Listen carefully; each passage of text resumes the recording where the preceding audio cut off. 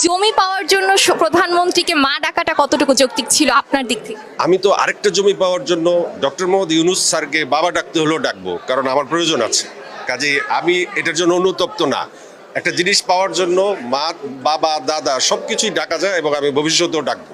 এটা নিয়ে আমি মোটেও অনুতপ্ত নয়। কিন্তু আমি তখনও বলেছি যে এই সরকার যে এত বড় স্বৈরাচার হয়ে উঠেছে এবং এই সরকারের পতনের জন্য যত মানুষ প্রাণ দিয়েছে, এটা খুবই সেন্সিটিভ ইস্যু হয়ে গিয়েছে।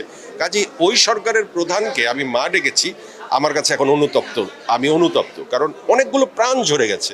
এত প্রাণ যেখানে যিনি ঝরিয়েছেন তার প্রতি তো কোনো রকম মমতা কারো থাকতে পারে না। সেই হিসাবে আমি তো অবশ্যই সেই অপরাধের বোঝা নিব। কিন্তু একটি সরকার যখন দীর্ঘদিন শাসনে থাকে, তার থেকে বিভিন্ন ফ্যাসিলিটিস কাজ নেবার জন্য আমাদেরকে কিছু না কিছু আবেদন করতেই হয়।